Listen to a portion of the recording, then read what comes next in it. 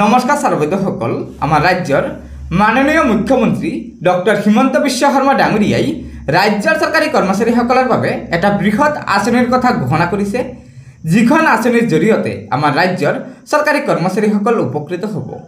গতিকে সৰ্বদসকল বলক এটা ভিডিঅ' ক্লিপৰ জৰিয়তে আমি জানিলোঁ মাননীয় মুখ্যমন্ত্ৰী হিমন্ত বিশ্ব শৰ্মা ডাঙৰীয়াই ৰাজ্যৰ চৰকাৰী কৰ্মচাৰীসকলৰ স্বাৰ্থত কি এনে বৃহৎ আঁচনিৰ কথা ঘোষণা কৰিছে।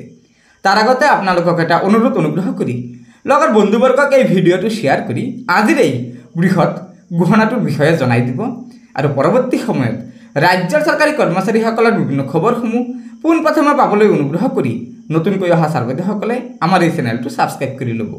গতিকে বলক আমি আগবাঢ়ি যাওঁ। অসম চৰকাৰে ষ্টেট বেংক অফ ইণ্ডিয়াৰ লগত কথা পাতিছে। ৰাজ্য চৰকাৰৰ কৰ্মচাৰীসকলে আপোন ঘৰৰ দৰে ইয়াত বেংকৰ লোন ল'ব পাৰিব আৰু বেংকৰ লোনত মৰ্টগেজ দিব নালাগে আৰু বেংকৰ যি ইণ্টাৰেষ্ট হ'ব তাৰো 1% ৰাজ্য চৰকাৰে অতিৰিক্ত কৰি দিব। মই আকৌ এবাৰ ভাল কৰি বুজাই দিছোঁ যাতে আমি সকলোৱে বুজি পাওঁ। এটা সোলাৰ পেনেল যদি 1 কিলোৱাটৰ ঘৰত লগাওঁ তাত 50,000 লাগে। 30,000 টকা নৰেন্দ্ৰ মোদী ডাঙৰীয়াই দিব, 15,000 টকা ৰাজ্য চৰকাৰে দিব। 2 কিলোৱাট লগালে 60,000 টকা মোদী ডাঙৰীয়াই দিব, 30,000 টকা ৰাজ্য চৰকাৰে দিব। 3 কিলোৱাট লাগিলে 78,000 টকা মোদী ডাঙৰীয়াই দিব, ৰাজ্য চৰকাৰে 45,000 টকা দিব। ফলত নিজে কিমান দিব লাগিব? 1 কিলোৱাট লগালে 5,000, 2 কিলোৱাট লগালে 10,000, 3 কিলোৱাট ল'লে 27,000। সাধাৰণতে 2 কিলোৱাটত আমাৰ কামটো হৈ যায় জিৰ' বিলৰ কাৰণে। 3 কিলোৱাট মানে ব্যৱসায় কৰিব পাৰি, তাৰমানে আমি ইলেক্ট্ৰিচিটি বৰ্ডৰ পৰা পইচা ঘূৰাই পাওঁ। 1 কিলোৱাটত যিহেতু আমি ব্যৱসায় কৰিব নোৱাৰোঁ, 1 বছৰ ইলেক্ট্ৰিচিটি বিলত উঠি যাব।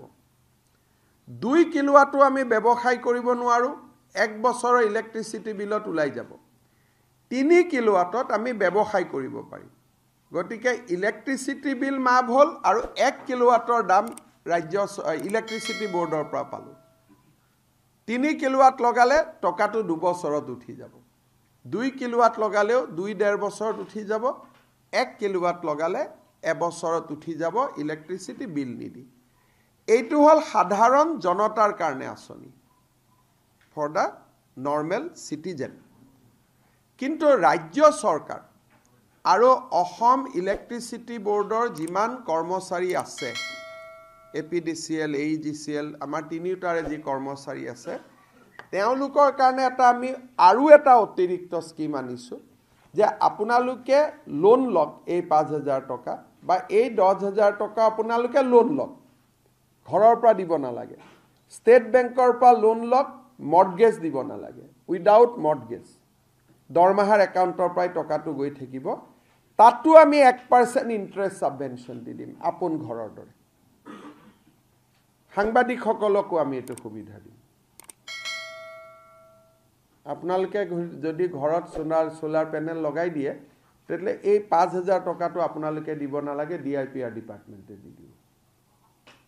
আপোনালোকৰ কাৰণে আৰু এটা আমি অতিৰিক্ত পেকেজ দিছোঁ যাতে আপোনালোকে ঘৰত তেতিয়া স্মাৰ্ট মিটাৰ কথা কৈ নাথাকে। আৰু গতিকে ছাৰ্বৈদসকল মাননীয় মুখ্যমন্ত্ৰী ডক্টৰ হিমন্ত বিশ্ব শৰ্মাৰ মন্তব্যৰ পৰা আপোনালোকে নিশ্চয় জানিব পাৰিলে যে আমাৰ ৰাজ্যৰ চৰকাৰী কৰ্মচাৰীসকলৰ স্বাৰ্থত ৰাজ্য চৰকাৰে এটা বৃহৎ আঁচনিৰ কথা ঘোষণা কৰিছে, যিখন আঁচনিৰ জৰিয়তে আমাৰ ৰাজ্যৰ চৰকাৰী কৰ্মচাৰীসকল উপকৃত হ'ব।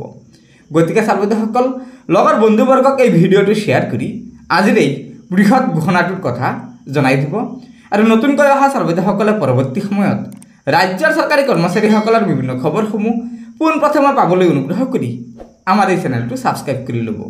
গতিকে আজিৰ ভিডিঅ'টো ইয়াতে সমাপ্ত কৰিলোঁ। ধন্যবাদ। জয় আই অসম।